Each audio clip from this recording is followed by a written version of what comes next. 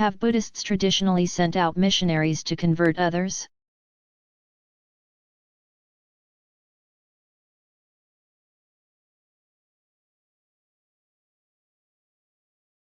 Buddhism's vigorous missionary heritage is traditionally traced to Kings Ashoka.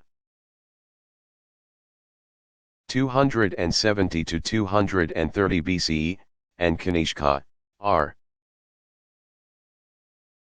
c. 120 to 160 CE. The first is said to have converted to Buddhism after repenting of his bloody conquests. Ashoka declared the Buddha's teaching the official creed of the realm. Tradition credits Kanishka with supplying a major impetus to Buddhism's spread into Central and Eastern Asia. Monks, and, to a lesser extent, nuns, have historically been the most important and effective missionaries. Wherever they traveled, they carried sacred texts and art as their prime teaching tools. Buddhist missionary work continues in the form of various contemporary adaptations of traditional methods of evangelization. They call their missionary workers Dhammadutas, those who spread the Dharma. Convinced of the universal relevance of the teaching. In much of Theravada Southeast Asia, missionaries continue to bring the message of Buddhism to rural areas.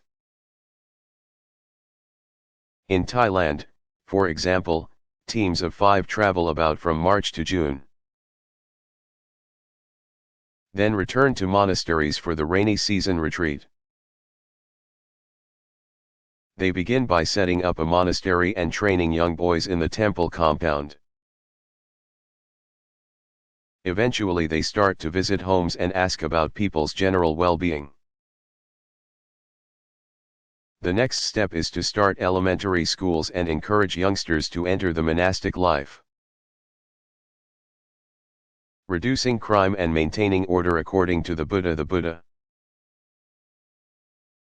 believed that there is a direct correlation between crime and poverty. Because crime and immorality lead to poverty, it would be useless to suppress crime through punishment. The Buddha preached that if society were to improve the economic conditions of the poor,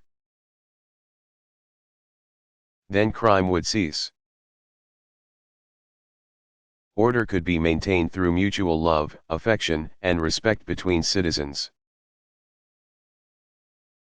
The Buddha not only preached these utopian ideals but also experimented with them. For example, governing the society of Buddhist monks and nuns is a strict code of vows enforcing the Buddha's vision. Every gift received is to be collectively held in the name of the group, not the individual.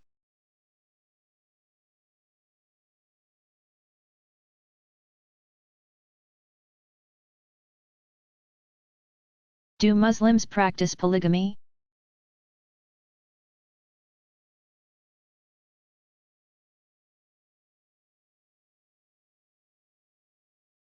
Long before the beginnings of Islam, plural marriage was a fairly common practice. A number of the biblical patriarchs and kings had several wives. Wealthier men of the pre-Islamic Arab tribes apparently engaged in polygamy, marrying as many wives as their wealth would allow. A major concern seems to have been that, in the inhospitable environs of that desert world, women not attached to families had little hope of survival. As cities like Mecca developed, the practice survived in somewhat modified form.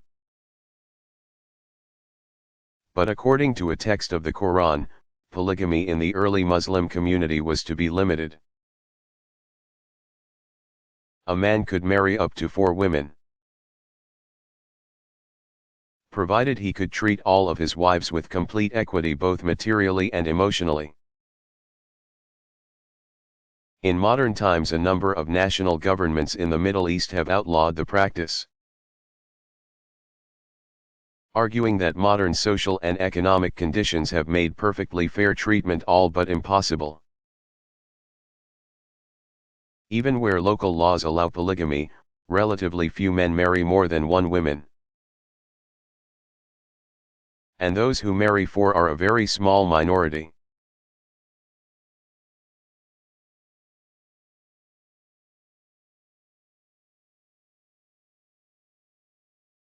What were traditional criminal sanctions?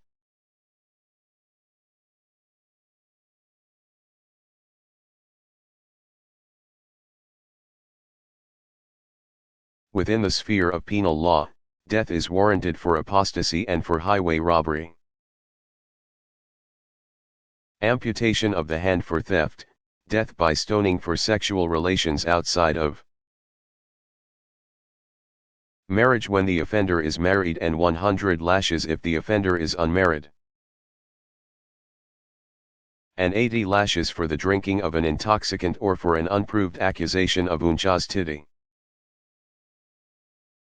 Civil offenses against the person, homicide, for example, or assault, are punishable by retaliation, with the offender subjected to the same treatment as the victim. In such civil cases, only the victim or his family has the right to prosecute, since the crime is not considered to be against the state. Often, the victim will choose monetary compensation, diya, blood money, in place of retaliation. Few predominantly Muslim societies today enact the traditional penalties as originally enjoined.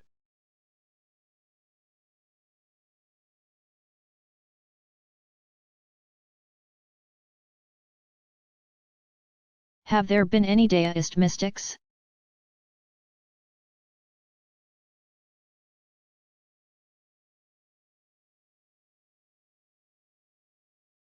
Traditional accounts of many famous deists describe their inner experiences in terms consistent with those often associated with mysticism. A mystic, in general terms, is a human being who, through a variety of ritual or devotional practices, experiences spiritual transcendence. Moving out of and beyond himself or herself, the mystic abides, at least temporarily, in a dimension very different from what most people experience most of the time. Some refer to the great deist figures as nature mystics, since they enter into that different dimension by contemplating nature.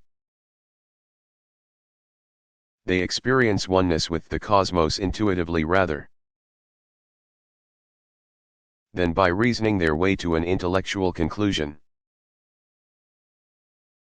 In a trance-like state, the mystic loses all sense of selfhood and individuality, becoming one with the Deo. Some have referred to the experience as the fast of the mind, in which one listens with the ears of the spirit. What exactly the experience feels like, deist sources are reluctant to say, but they readily offer advice about how to cultivate the experience. By way of exception, some deist sources also hint that the occasional mystic has experienced a somewhat more personal form of union with the divine, akin to what Hindu and other traditions call theistic mysticism.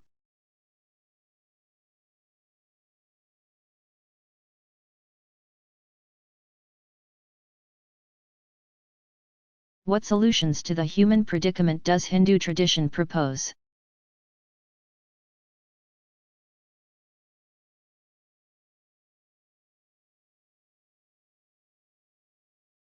Hindus seek the ultimate spiritual goal of liberation through any of four traditional ways or paths called margas. Methods of seeking, or yogas, joining by means of discipline. The most ancient and slowest method is that of ritual action, karma. Originally associated with scrupulous fulfillment of the prescriptions of Vedic ritual practice. Karma is kept within reach of contemporary Hindus by interpreting it as unselfish service. In that sense, the way of action recommends itself to all. Even in the absence of a vital tradition of ritual sacrifice. The second path begins with the conviction that ignorance causes suffering. Intuitive experiential knowledge, jnana, is available through various intellectual and meditative disciplines associated with a variety of philosophical approaches called darshanas, views. Most of all, the way of knowledge seeks the full realization of the perfect oneness of all reality and the illusory nature of our instinctive conviction that individuality of persons and multiplicity of all things is the substance of life. It is a difficult and abstract method attractive to relatively few people. Its best known form is that of Shankara's Advaita Vedanta school. Closely associated with the way of knowledge is a path that uses the formal disciplines popularly known as yoga. Proceeding from the conviction that suffering is the result of physical and mental distraction. Meditational yoga combines various physical practices, hatha yoga, designed to control one's physiological states, with belief in divine assistance toward higher contemplative states, Raja Yoga. Far more popular and accessible is the way of devotion or bhakti, participation. Whereas the way of knowledge seeks realization of a union that already exists in an impersonal ultimate reality, the way of devotion seeks to cultivate the union of the two distinct parties to the divine human relationship. Bhakti means dedication to a personal God whose love, mercy, and grace elicit a response of complete faith and surrender.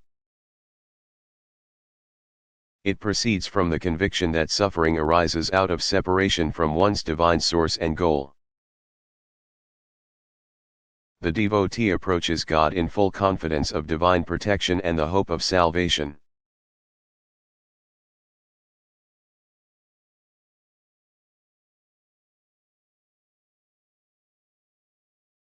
How do religious communities structure their internal administrations?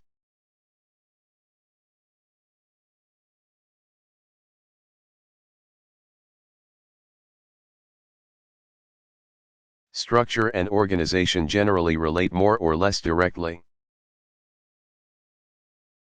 to the role and shape of authority within a religious tradition.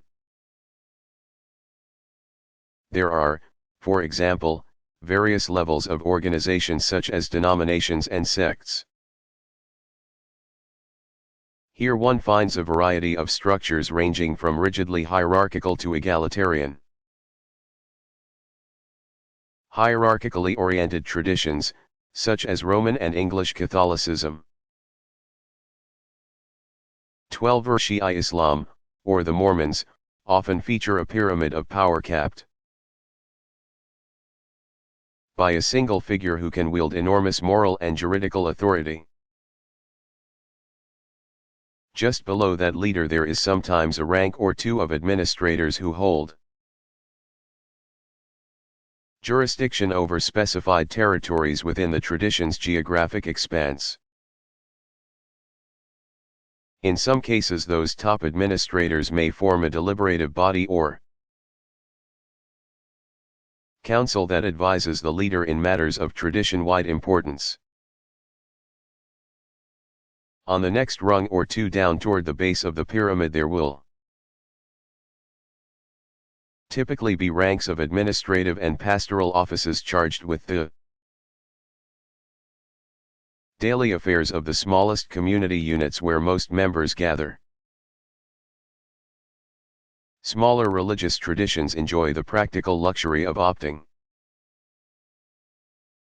for more egalitarian structures with fewer administrative offices. Whether large or small, all traditions have to deal with the practicalities of how their administrations are chosen. In some hierarchical structures, the top official is elected by the members of the highest deliberative body, whose members in turn are appointed by the head. In others, such as Shia Islam, the process by which both the head and those next in rank are chosen is more a matter of public acclaim. In still other traditions with prominent official classification, such as Temple Hinduism and Shinto, the priesthood is often associated with family and heredity and is typically entered for life. In the most egalitarian communities, all administrators are chosen democratically, serving either for set terms of office or indefinitely at the pleasure of the local community.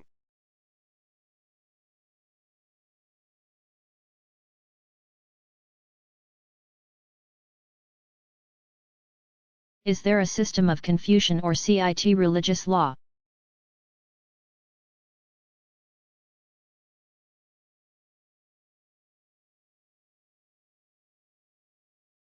Confucian tradition's closest analogy to the kind of religious regulation important to Jews and Muslims, for example, are the canons of ritual. It may sound at first as though Confucian law is limited to what are sometimes called rubrics. Rubrics are instructions on how to perform a ceremony, that take their name from the Latin for red because the directions are printed in red ink to set them off from the liturgical text. But what Confucians mean by the canons of ritual actually includes an enormous range of human behavior. Here the Confucian scholars have codified ways of acting for every age and station in life. From members of the ordinary household, to the servant who prepares fruit for the emperor, to the emperor himself. These often elaborate and even somewhat theatrical stipulations might strike the outsider as extreme or downright compulsive. But the traditional interpretation is that a person of cultivated virtue will always act in such as way as to express precisely his or her relationship to those with whom he is dealing. In this way Confucian tradition preserved a definite social hierarchy still very much reflected in the formal language usage of Korea and Japan, as well as of China. Because of its unique relationship to the civil authority represented by the emperor, Confucianism as such, with its 5 classics and 4 books, did not develop a specific code of penal law. That was still largely the province of the literati as royal administrators. But it emanated from the imperial household and developed over many centuries.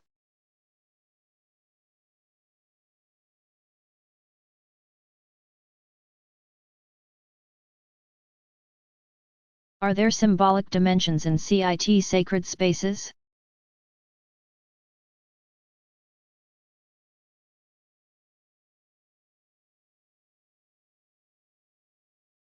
Imperial temples and altars have been highly symbolic down to the smallest detail.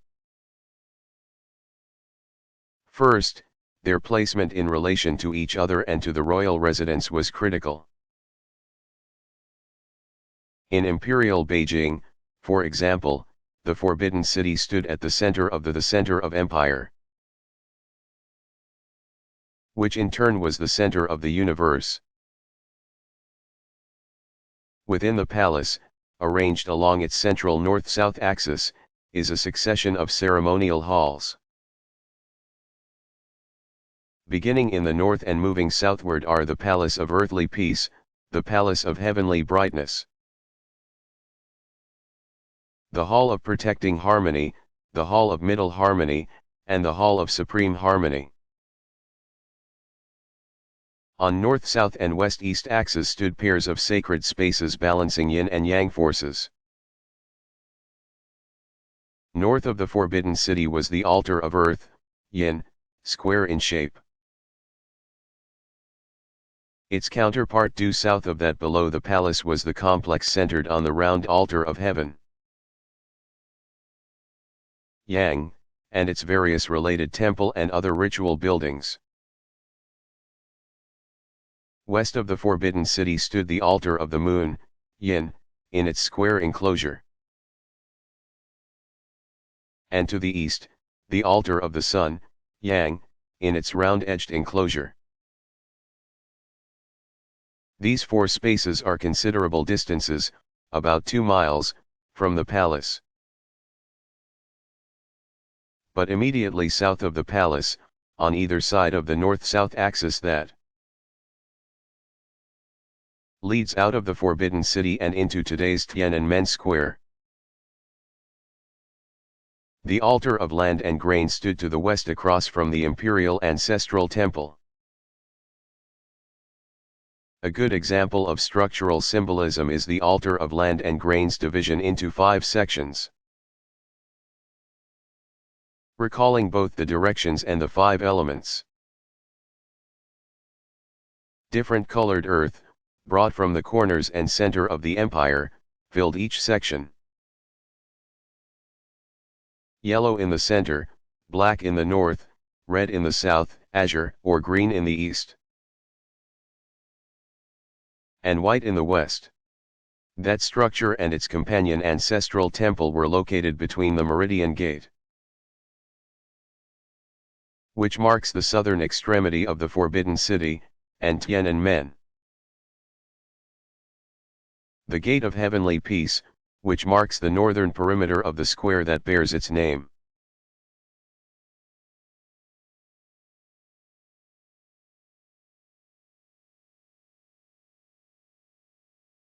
Are there any links between dreams or visions and personifications of holiness and power?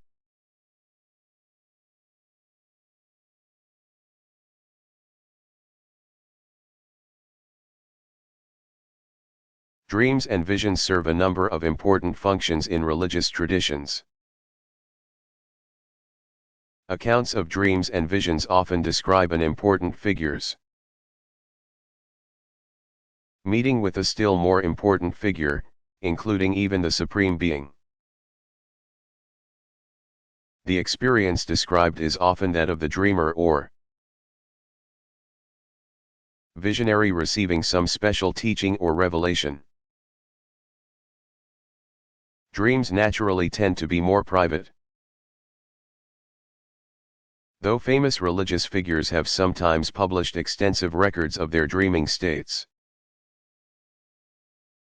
Visions, on the other hand, occasionally become a rallying point for large numbers of believers. The visionary lets it be known that he or she has been privileged to encounter some important spiritual presence at a certain place or under certain circumstances. In some cases, the visionary claims assurance that further visions will occur on a timetable that has been revealed. Devotees may thereafter begin to gather in hopes of sharing the visions. For some people, the prospect of visionary experience assumes enormous importance. Almost as if visions constitute the only credible form of religious experience. Visions and dreams can also function as vehicles of legitimation or induction of the subject into the ranks of some spiritual confraternity. These experiences amount to a kind of ultimate endorsement. With the dreamer or visionary now able to assert a higher level of authority on the basis of an exchange with some holy person.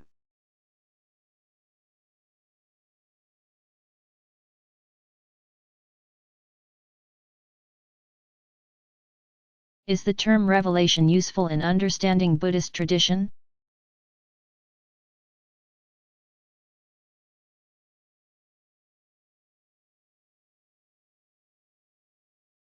Revelation, as a number of traditions use the term, presupposes that the ultimate truths remain beyond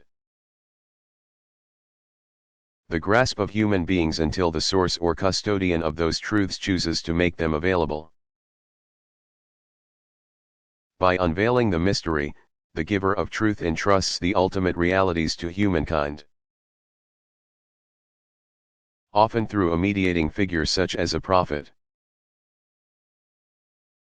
Buddhist tradition considers ultimate truths within reach of any person willing to pay attention.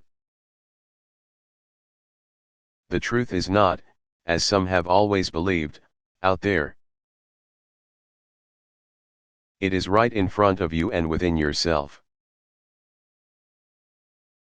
But dealing consistently with that kind of in-your-face truth is difficult and demanding and often lonely. As a result, Buddhists over many centuries and in many places have developed their distinctive variations on the theme of revelation, with its suggestion of privileged access to hidden truths. Buddha told his followers to be lamps unto their own feet. But there have always been Buddhist teachers and preachers to remind people what the Buddha said. Buddha told his followers the truth was not wrapped in arcane mysteries, but there have always been special, sometimes very esoteric, teachings about the secret meanings of what the Buddha said. The major difference here between Buddhism and, say, the Abrahamic faiths is that the concept of prophetic revelation is at the heart of the Jewish, Christian, and Islamic worldviews.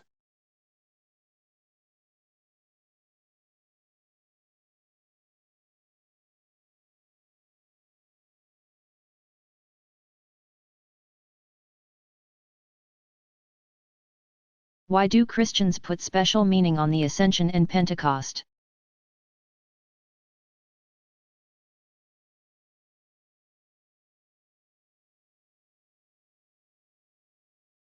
Christ's ascension into heaven is commemorated on a Thursday 40 days after Easter.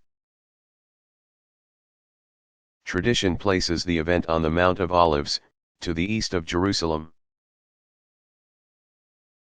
It was the culmination of a period of post-resurrection appearances, in which Jesus is said to have visited with his disciples. Christians have been observing the day since at least the end of the 4th century. Now, on the site traditionally connected with the event stands not a church but a small mosque. 10 days after the Ascension, the Feast of Pentecost, 50, recalls how Jesus promised his disciples he would soon send a Paraclete, or advocate, to continue guiding the young community in his stead. Tradition identifies the Paraclete as the Holy Spirit. The Acts of the Apostles recounts how the disciples were gathered in an upper room when something like a storm enveloped them, and they experienced the power of the Spirit descending upon them in tongues as of fire. Many Christians refer to this event as the birthday of the Church, since it gave the disciples the courage to emerge from hiding to preach the gospel far and wide.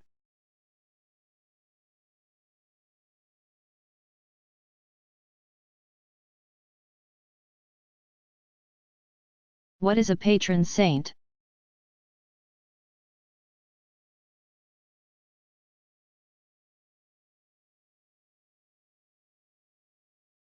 Patron saints function in some Christian communities as a human counterpart to guardian angels. There are two general types of patron saint. It was once common for some Christians to name their children after holy men and women, thus attaching the youngsters to patrons who would look after their spiritual needs. More often, saints are identified with groups of people, such as members of a profession. Carpenters, musicians, mariners, or with special circumstances, such as affliction with a particular illness or a challenge.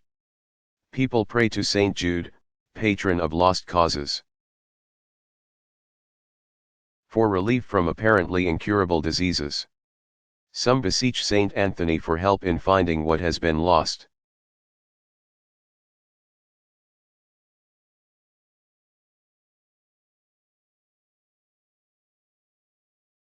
Is a reformer anything like a prophet?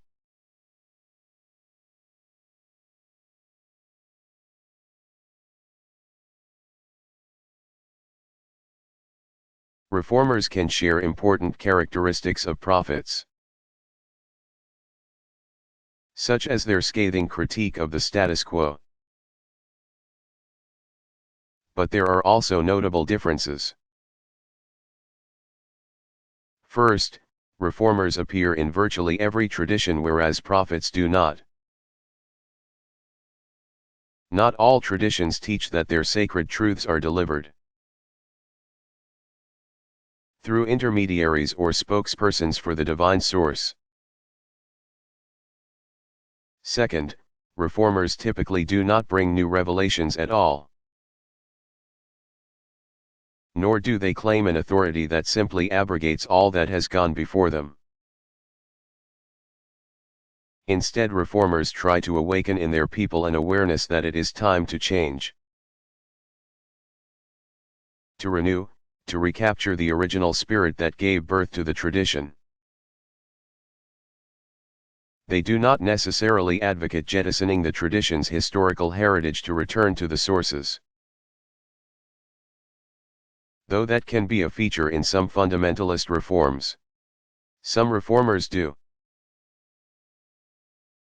however, re-evaluate religious teachings that they believe have become distorted or diluted, and lay the axe to the root of institutions they believe have usurped unwarranted authority. The power of the papacy, for example, was a major target of Christianity's 16th-century reformers. There have been rare instances in which important religious figures functioned as reformers while they lived but were elevated after death to the status of prophets. In those cases it appears that some members of the reformers' tradition chose to break away from the parent tradition so dramatically that they required the added authority of prophethood to legitimize their claim to independence as a new religious entity.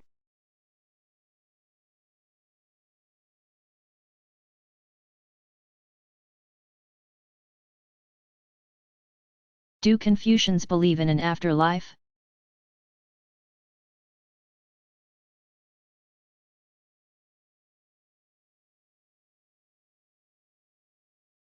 Confucius did not focus on life after death as though it were the ultimate standard against which to measure the success of a life on earth. With the majority of his fellow Chinese, the teacher shared the conviction that biological death did not signal a definitive end to life. Death did not mean annihilation and loss in some great void beyond the grave. Confucius clearly believed in some form of spiritual survival, and in the ongoing presence of those who have departed this life. Hence the importance of ancestor veneration. But like the Buddha, Confucius and his disciples chose not to Speculate about possible celestial or infernal post-mortem scenarios. Daoism and CCT would offer ample options in that regard. He neither denied nor affirmed any particular views. Confucius was convinced that human beings understood far too little of life. Here and now to wasted planning for a hereafter they understood even less. When classical Confucian sources talk about heaven, therefore, they do not have in mind anything like a realm of eternal reward for those who die in a state of righteousness. Heaven is merely a name for the highest spiritual presence of which human beings are aware.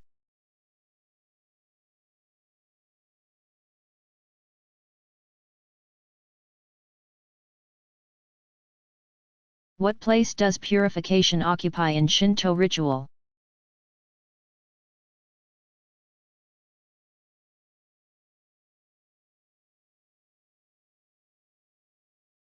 Few traditions place greater emphasis on the need to purify both participants in ceremonies and the place designated for the rites. Just as the primordial deity, Izanagi, purified himself upon exiting from the underworld, so must all worshippers before engaging in sacred rituals. The contrasting states of pollution or spiritual alienation, kagure, and ritual moral purity, hari, encompass a great deal of what Shinto tradition considers important. Purification with water is a prerequisite to even the simplest acts of worship. As an ordinary part of rituals performed by priests and shrine staff, purification requires waving a special wand over the individuals or their offerings, and sometimes involves sprinkling salt water or salt. Watch a sumo wrestling match and you will see the behemoth contestants liberally scattering fistfuls of salt across the ring as they enter to confront each other, a clue to the ancient religious associations of the sport. More elaborate purification involves ceremonial bathing to cleanse the individual of pollution and sin. Priests sometimes purify by immersion before major rites. Some adepts seek out sacred mountain waterfalls and stand beneath their frigid cataracts in winter as an especially potent form of purification. Most important is the ceremony called Great Purification, in which priests of the imperial household as well as throughout the country symbolically purify the whole nation, the whole world, according to some interpretations. Reciting special prayers, they mark the middle and end of the year with cleansing. Before a given shrine's major festivals, shrine priests put considerable time and effort into preparing themselves and the site. Officiants enter seclusion the day before the festival, bathe several times, and follow strict rules with respect to clothing, food, and abstinence from sexual activity.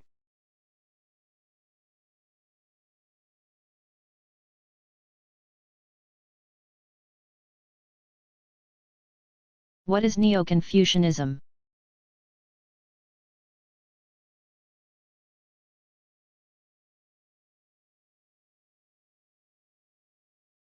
During the Song dynasty, 960-1279 CE, Confucian tradition underwent a kind of renaissance. Buddhism and Daoism had both developed into powerful influences at all levels of Chinese life and culture. A host of talented Confucian scholars reinterpreted their tradition in light of and in dialogue with Buddhist and Daoist concepts. Three 10th and 11th century scholars pioneered what has come to be known in China as learning of principle. Li Shui, and beyond Asia as Neo-Confucianism. Sun Fu, 922-1057, Shikia, 1005-45, and Hu Yuan, 933-1059, transformed and revitalized the Confucian curriculum, thus paving the way for later teachers in their movement. Zhou Dunyi, 1017-73, continued the dramatic changes by developing Li as a spiritual or metaphysical principle rather than as simply a term for propriety in relationships and ritual. He and his successors expanded Confucian teaching into a full-scale cosmological system. Zhu Xi, 1130-1200, is the Thomas Aquinas of the school in the sense that he synthesized the teachings of his predecessors into his own carefully coordinated system. Zhu Xi became a sort of lightning rod for subsequent generations of scholars, all of whom had to account for his pioneering thought one way or another.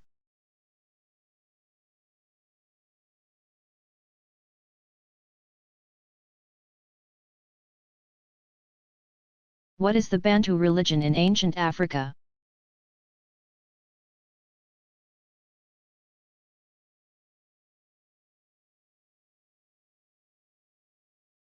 The Bantu were among the most prominent peoples of ancient Africa.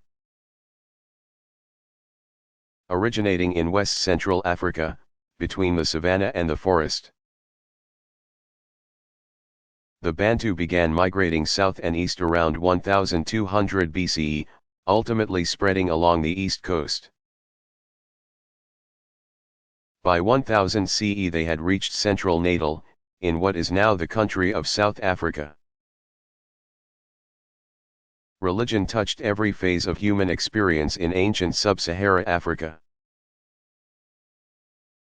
Specific beliefs varied from tribe to tribe, but some general tenets were common to all.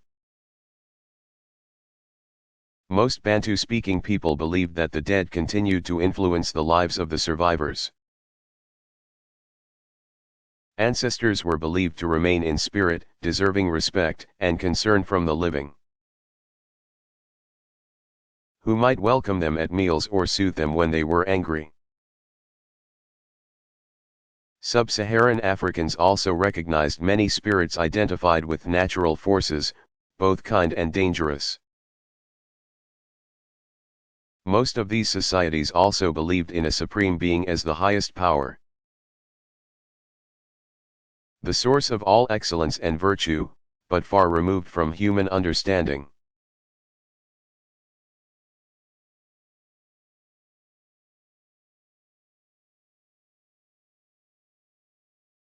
Are Muslim women required to veil their faces?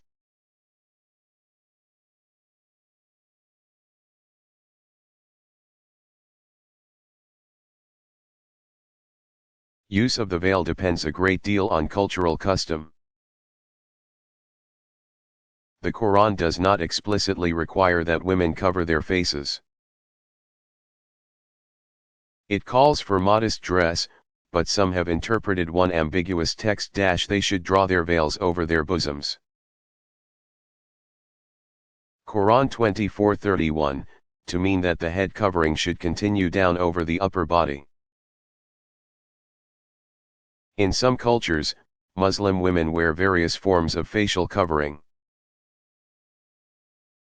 whether drawn across the lower face from side to side, or covering the head completely like a small tent. Those coverings also vary in texture from a fine gauze to a fairly heavy weave with slits cut at eye level. The majority of women who wear some form of special clothing, technically known as hijab, pronounced hijab, veiling or covering, opt for a headscarf down to the mid-forehead so that it covers all the hair. Some wear a flowing gown, jilbab, pronounced jilbaab, that extends to the ankles. Note that the emphasis is on modesty rather than on some specific style of covering.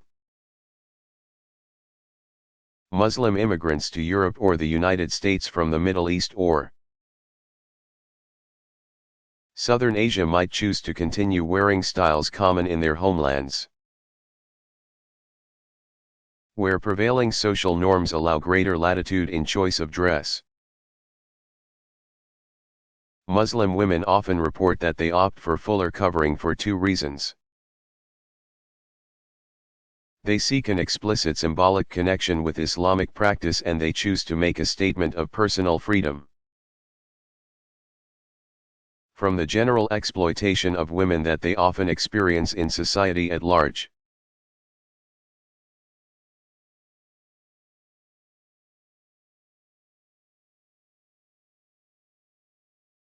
Have Confucians traditionally sent out missionaries to convert others?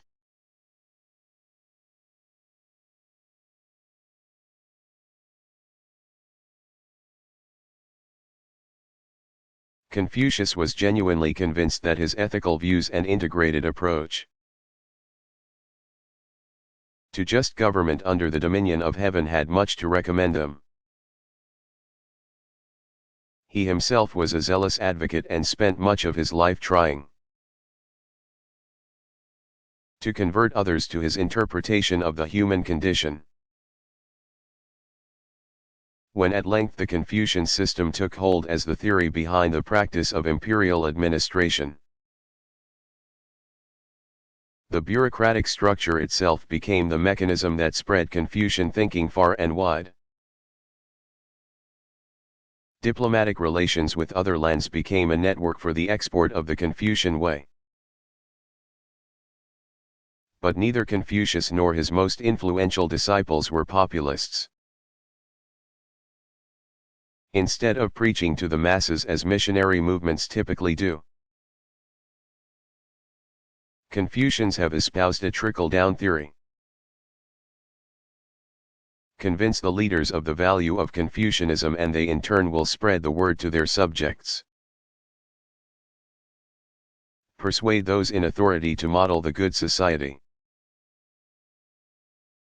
Given appropriate official sanctions and incentives, the people will see the benefit of establishing proper relationships at every level.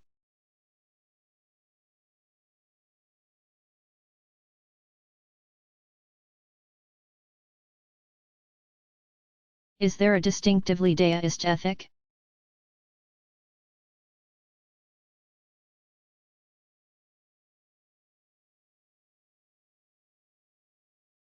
Daoism's version of the Golden Rule is this: if a person treats me well, I do so in return. If that person treats me unjustly, I nevertheless respond with goodness, like the ever-constant Dao. The central ethical principle is the enigmatic concept of Wu Wei. The term translates literally as non-action or non-effort, but it means something like acting naturally. Wu Wei is the ultimate in natural law. All things behave according to their inherent makeup. Human beings alone have a tendency to get it wrong by trying to take control where we have no business doing so, and where there is ultimately no good reason for doing so. Only by observing the way of nature can people hope to grasp this elusive principle of uncontrived accomplishment. Wu Wei is not to be confused with laziness or indifference. Observe how nature brings about whatever is needed without stratagem or artifice. Nature does act, of course, and there is no lack of struggle in its doings. But it always returns to equilibrium. The key, then, is to act spontaneously, but that is not a recommendation to act impulsively. Behind the deist principle is the conviction that human beings will act for the greater good. So long as they are not merely reacting to unreasonable social or governmental restraints. Genuine moral leadership requires authentic altruism. The desire to lead by serving, the diametric opposite of demagoguery. Concern for effective government in a time of social and institutional disintegration seems to have given rise to the notion of Wu Wei. But Daoism sages embodied the principle in a way that recommended it as a fundamental religious and philosophical value.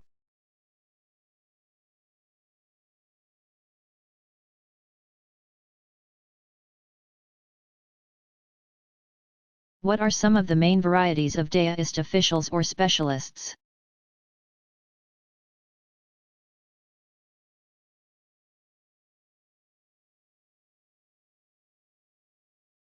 Since about the 4th century CE, religious specialists called Dao-shi, masters of the Dao, have led deist communities at prayer. These leaders can be celibate monks. There are also nuns called Daogu, who live almost exclusively in monastic communities. Monastic priests, mostly members of the Complete Realization Order, occasionally perform public rituals. But, not unlike cloistered monks in some other traditions, their principal focus is on their more private spiritual pursuits.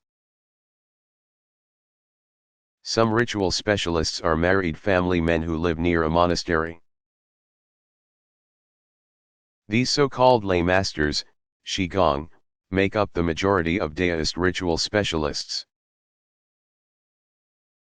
Individuals generally specialize in certain types of ritual, such as exorcism and faith healing.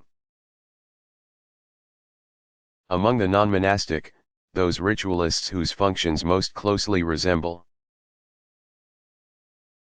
those of priests in various other traditions are called the Black Hats. Many of them belong to the Celestial Masters School, perhaps the oldest of all deist organizations. In addition to the Black Hats, the official and intricately trained priests, there are the red turbans known as Fa-shi, specialists in the occult. Black hats, so called because of their small mandarin cap with a gold knob on top, are authorized to perform both the greater festivals and the more ordinary ceremonies to which the red turbans are restricted. The two groups are alternatively known as blackheads and redheads. Specialists of earlier times called libationers in the Celestial Masters School had the triple duty of religious instruction, local administration, and ritual leadership. Not unlike the typical parish pastor in many Christian denominations.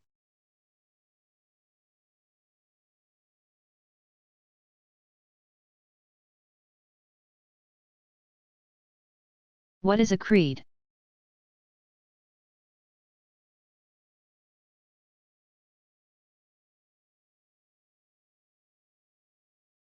As a general concept, creed refers to the totality of what members of a religious tradition believe. As a technical term, creed means a formal statement that sums up the key points in a belief system. Creedal statements are typically short enough to memorize, but can be long enough to take 2 or 3 minutes to recite. Members of many religious traditions engage in ritual recitation of their creeds as a way of reaffirming their assent to core beliefs. Creedal statements are occasionally direct quotations from a scripture. More often than not, they are a later development, refined by generations of reflection. More elaborate creedal formulas typically evolve only when diversity of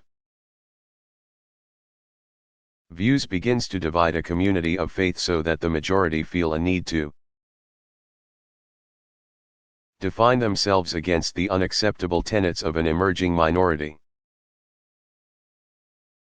Some religious traditions see no need for creedal formulas.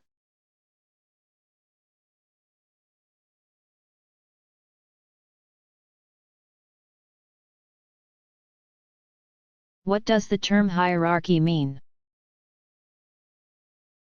Which Christian groups are the most hierarchically structured? Which are the least?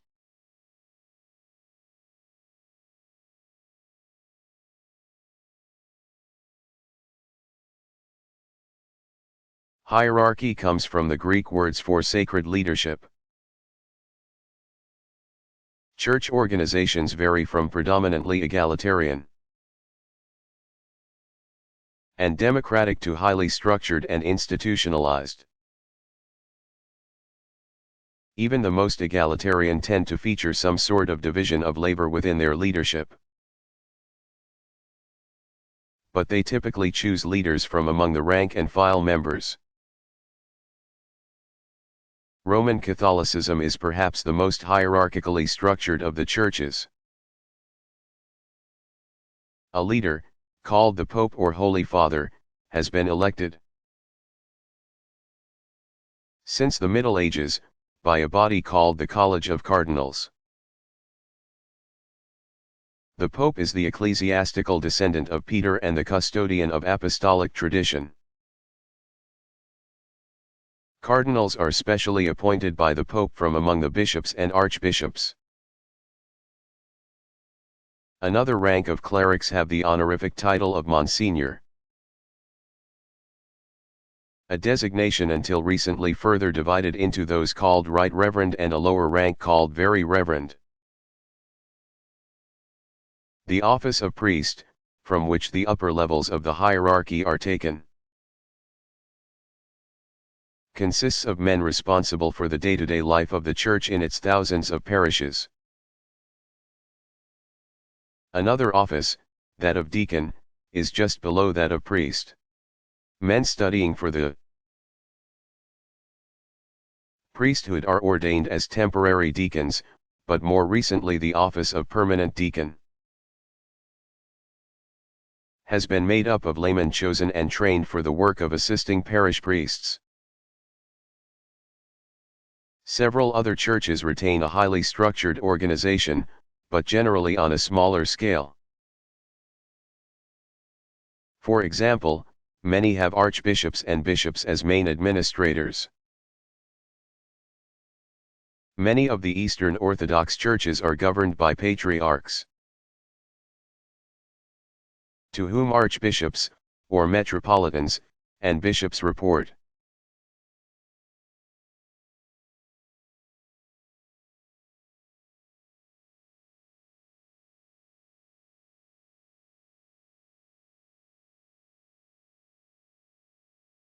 Do all Muslims belong to the same large group?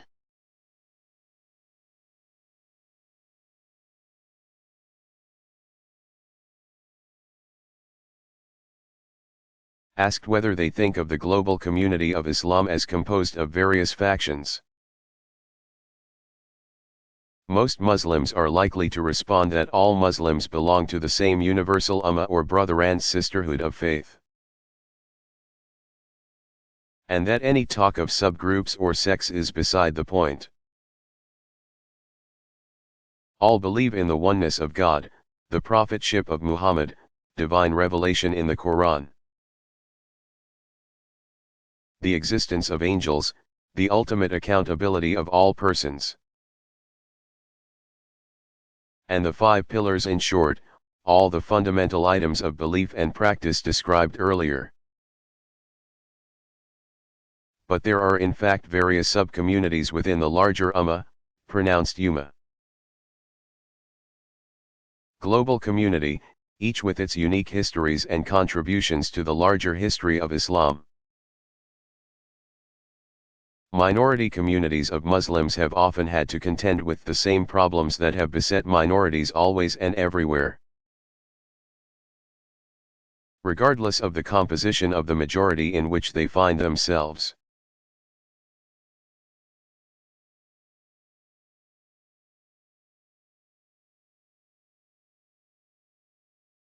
Do Muslims pray in any particular language?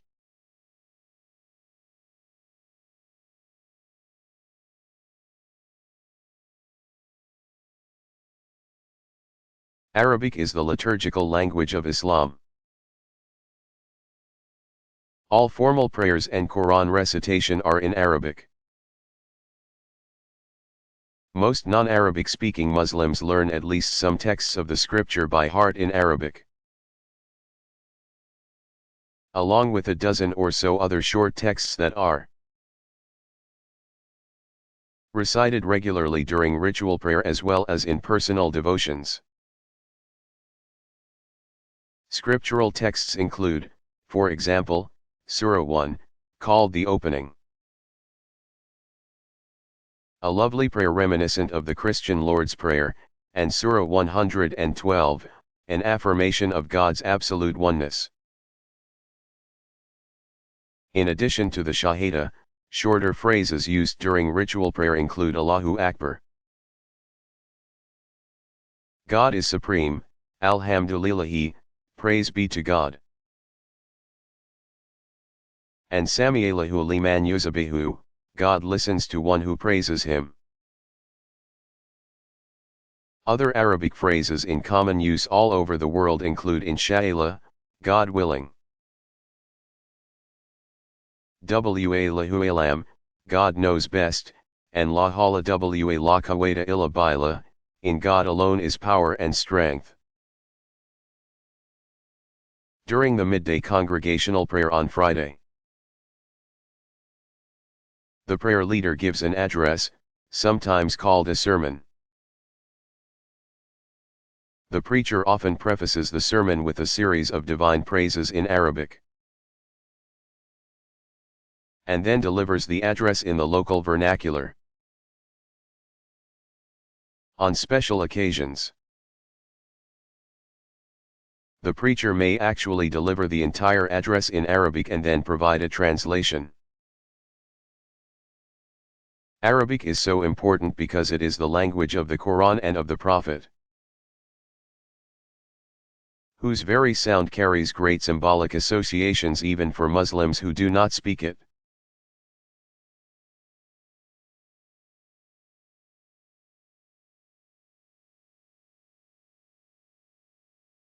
How many different kinds of religious calendars are there?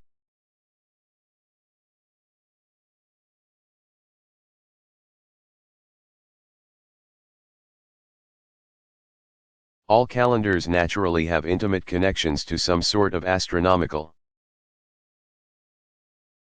calculation, but there are various ways of determining the particulars.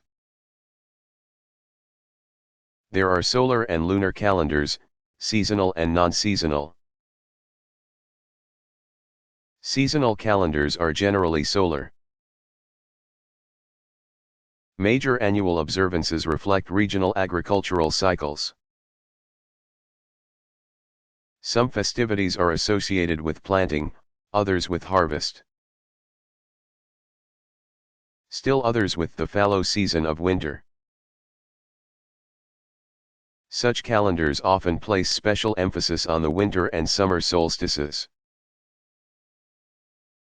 respectively the shortest and longest days of the year, and on the vernal and autumnal equinoxes.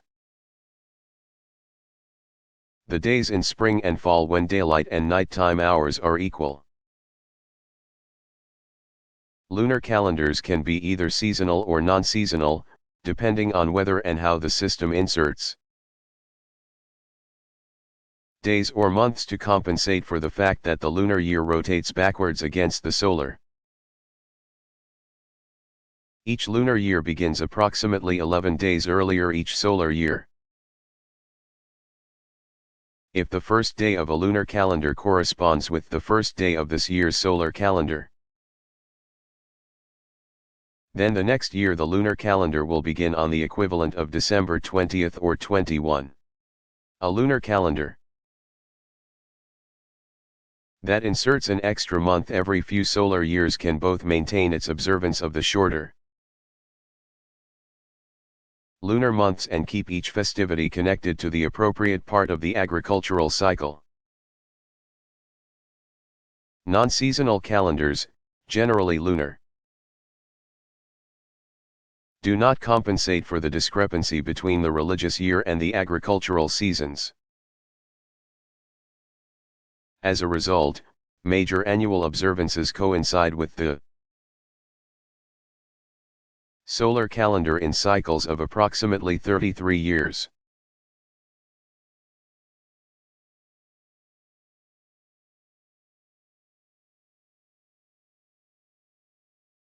Are there any sub-communities or denominations within Shinto?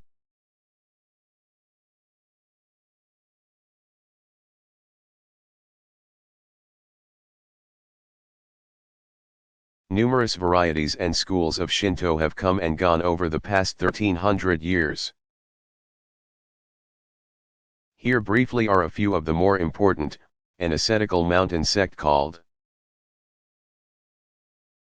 Shugendo began as early as the Nara period, 710 to 794, and small groups remain active today.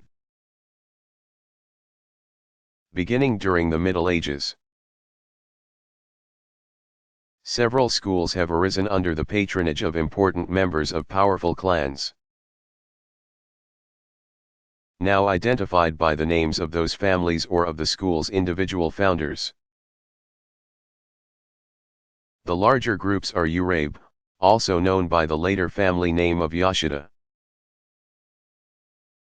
and Uiitsu-Unification Shinto, Watarai, also called Ise Shinto, the Confucian-oriented school of Yoshikawa, and Kurozumaikyo, named after its 19th-century founder.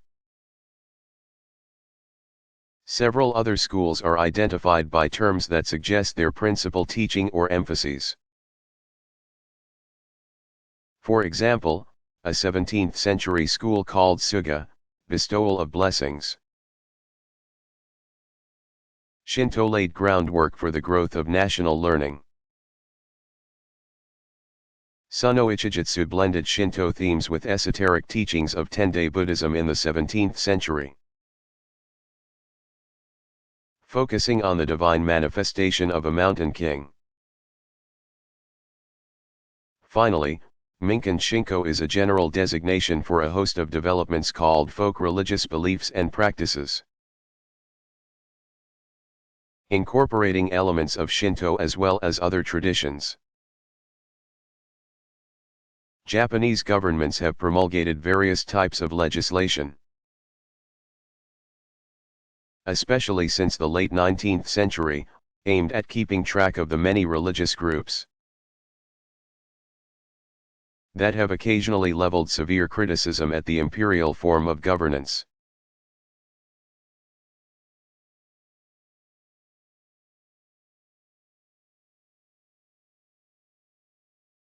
Is there a central teaching or legislative authority for Jews?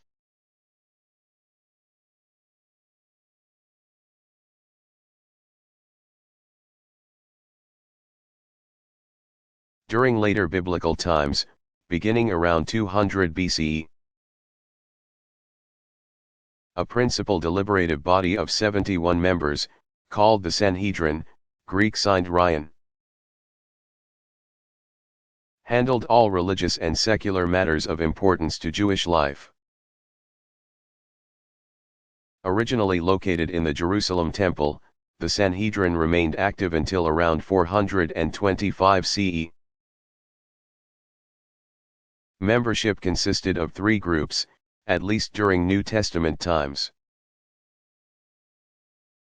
The elders who represented the major tribal clans and families, the high priests, including elders of the four priestly families as well as former high priests, and the scribes. Religious legal scholars belonging mostly to the sect known as the Pharisees.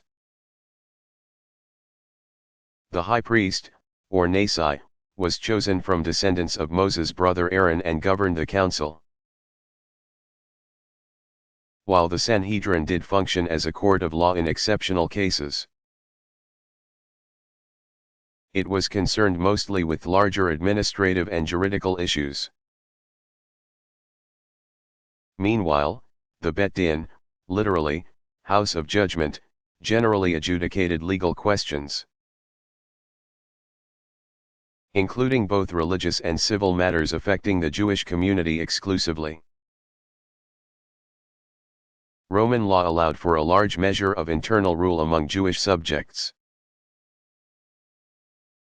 The Bet Din required at least 3 male judges but handled criminal cases with as many as 23 judges. The class of religious scholars known as the 5 pairs of teachers bore special responsibility for the 2 legal bodies. Hillel, Nasi, and Shammai, A.V. Bet Din, Chief Justice of the Court, were the last of the pairs. In this separation of civil and religious spheres, the high priest generally retained final authority.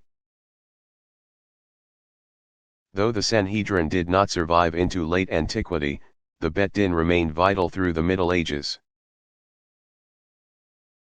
and still functions as arbiter of personal status law for Israeli Jews, with the chief rabbi presiding. During later antiquity, c. 500-1000, the scholarly class called the Janim, eminences, functioned as a major authority for Middle Eastern and European Jews by publishing their rulings in documents called responsa. For Jewish communities in Iraq, land of the exile, the position of exilarch, Resh Galuta, head of those in exile, generally occupied by laymen, continued to wield some authority until about the mid-13th century. For many generations, even up to early modern times, the Kehila, or local Jewish community organization, was the principal decision-making body.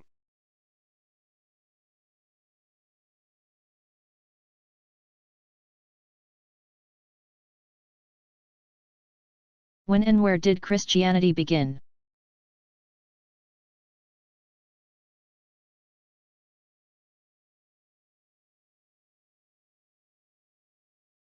People who professed themselves to be followers of Jesus were first called Christianoi in the Syrian town of Antioch, perhaps 20 or 30 years after the death of Jesus of Nazareth. But as with other traditions, it is difficult, if not impossible, to assign a precise date to the origins of Christianity. Reasonably sound historical information, however, supports a number of general conclusions about the matter. Most of the earliest followers of Jesus were Jews who believed that this man from Galilee, a northern sector of the Roman province known as Palestine and administered by the Herodian dynasty of Jewish kings, fulfilled enough of the traditional criteria to be proclaimed Messiah, or, to use the Greek equivalent, Christ. Jesus seems to have formed a core community of supporters among Galileans and other Jews who, according to the Greek or New Testament, accepted his invitation to follow him on his itinerant mission to preach the coming of the kingdom of God. During his lifetime, Jesus apparently sent out his 70 disciples, among whom were the 12 apostles, to announce the kingdom, to heal the sick, and to forgive sins. Jesus' death around 30 CE was a severe blow to his followers' sense of identity. But, reinvigorated by their belief that Jesus had risen from the dead, they regrouped and organized themselves as a missionary movement, some preaching to Jews and some to Gentiles, all non-Jews.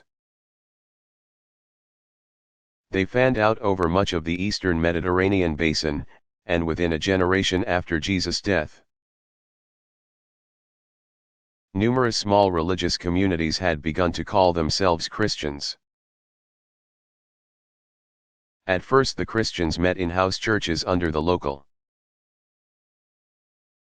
leadership of elders or presbyters, later to be called priests. Deacons and deaconesses served special needs of the local community,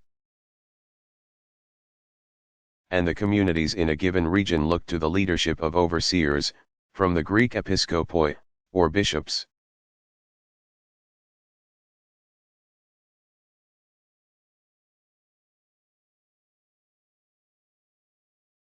What were the Crusades and why are they important?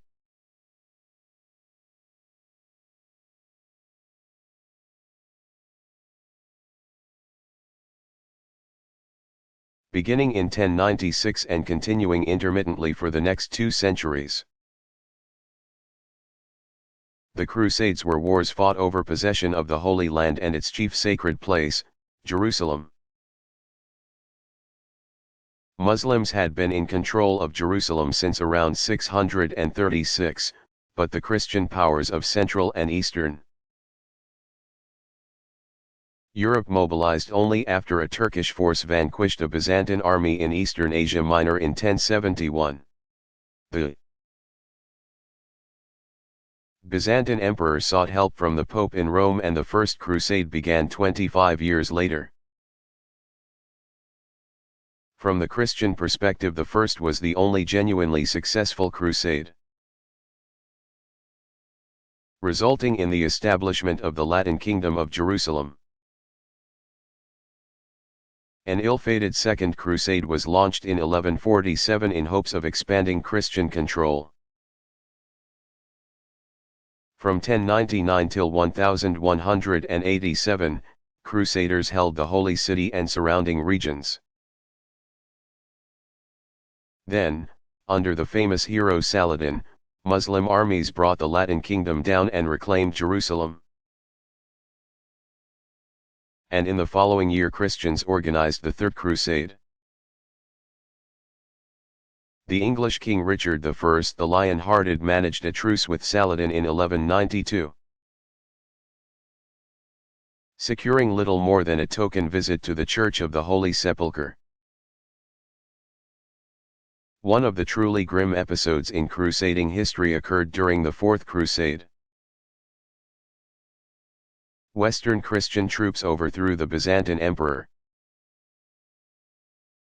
vented their wrath on their Eastern Christian cousins, and never made it to the Middle East. 4 more major crusades and several minor ones followed during the 13th century. Only one was a qualified success, securing control over Jerusalem for 15 years, 1229 to 1244. Muslim authorities retained primary custody of the holy places for nearly the next 7 centuries, finally yielding to the British Mandate in the early 1900s. Christian sources often glorify the Crusades as examples of heroism. But in fact those who suffered most from their consequences were the Christian communities of the Middle East.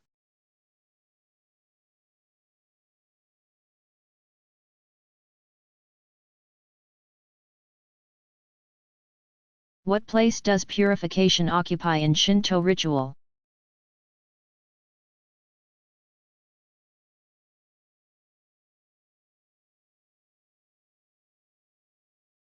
Few traditions place greater emphasis on the need to purify both participants in ceremonies and the place designated for the rites. Just as the primordial deity, Izanagi, purified himself upon exiting from the underworld, so must all worshippers before engaging in sacred rituals. The contrasting states of pollution or spiritual alienation, kagure, and ritual moral purity, hari, encompass a great deal of what Shinto tradition considers important. Purification with water is a prerequisite to even the simplest acts of worship. As an ordinary part of rituals performed by priests and shrine staff, purification requires waving a special wand over the individuals or their offerings, and sometimes involves sprinkling salt water or salt. Watch a sumo wrestling match and you will see the behemoth contestants liberally scattering fistfuls of salt across the ring as they enter to confront each other, a clue to the ancient religious associations of the sport. More elaborate purification involves ceremonial bathing to cleanse the individual of pollution and sin. Priests sometimes purify by immersion before major rites. Some adepts seek out sacred mountain waterfalls and stand beneath their frigid cataracts in winter as an especially potent form of purification. Most important is the ceremony called Great Purification, in which priests of the imperial household as well as throughout the country symbolically purify the whole nation, the whole world, according to some interpretations. Reciting special prayers, they mark the middle and end of the year with cleansing. Before a given shrine's major festivals, shrine priests put considerable time and effort into preparing themselves and the site. Officiants enter seclusion the day before the festival, bathe several times, and follow strict rules with respect to clothing, food, and abstinence from sexual activity.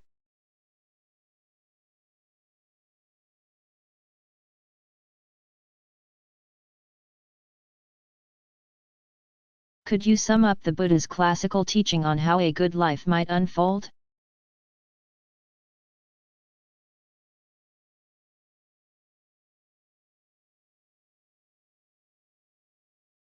Any person who wishes to make sense of life must begin by hearing the Dharma.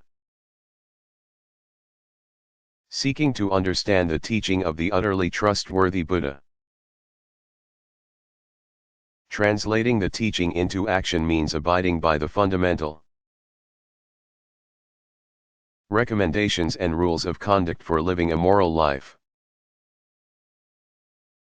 Moving a step beyond the ethical minimum requires a person to seek greater personal discipline by guarding the senses and doing whatever is necessary to avoid the subtle corrosion of evil influences. That in turn inevitably leads to a higher level of mindfulness and awareness of each moment. This may seem at first to suggest a bland, even incredibly boring, life. But Buddhist tradition insists, paradoxically perhaps, that this alone can offer genuine appreciation and enjoyment, true bliss. Only such enlarged awareness is really worth the name living. For everything else is life on autopilot, a sure recipe for stress and frustration. At some point the seeker will need to pursue serious training in meditation. Meditative discipline aims immediately to help the seeker identify and neutralize sources of anxiety and uncertainty. A kind of spiritual map for serious seekers is called the 12-spoked wheel of conditioned arising. It describes in schematic fashion the cycle by which ignorance gives rise to intent to act, which in turn gives rise to consciousness, awareness of name and body, capacity for sense contact. Actual contact, sensation, craving, grasping, becoming, birth, old age, and death. The seeker must in effect work backward through the chain of conditions to eliminate the ignorance at the root. Those who persevere along this path hope to arrive at a genuinely contemplative approach to life and, ultimately, at spiritual liberation. This classical teaching clearly lays out a difficult and demanding path. Relatively few are able to follow it consistently. That is one of the reasons that more popular forms of Buddhist devotion and practice have had a broader appeal.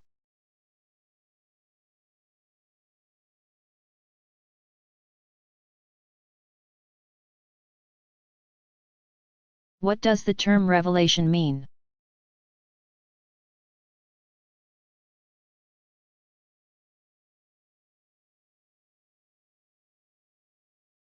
Revelation means drawing back the veil that covers the deepest mysteries of life, thus disclosing their inner meaning. Religious traditions that explain their origins in terms of direct divine revelation generally teach that human beings are incapable of attaining ultimate truths on their own and therefore need a supernatural intervention to gain access to saving realities. This is especially true of the so-called Abrahamic traditions, Judaism, Christianity, and Islam. Some subcommunities within those traditions are quite proprietary about their privileged and exclusive treasure, insisting that only a select few among the masses of humanity are chosen to benefit from the saving power of the divine self-disclosure. They emphasize to the highest degree the uniqueness of their elect status and seem little troubled by the notion that their convictions consign virtually the entire human race to damnation.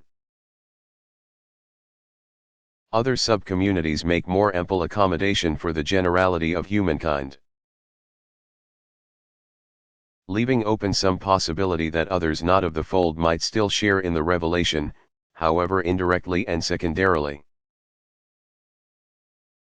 Some theologians talk of God's special revelation to their own traditions, with the broader or general revelation available to others. Alternatively, they might talk of particular and universal revelation. These concessions presuppose that those outside the fold have missed out on the core revelation through no fault of their own and are in no way actively refusing to be illuminated by it. Revelation-based traditions typically envision the divine disclosure as mediated by a series of messengers called prophets, each sent to particular peoples to reaffirm various aspects of the original message at critical junctures of history.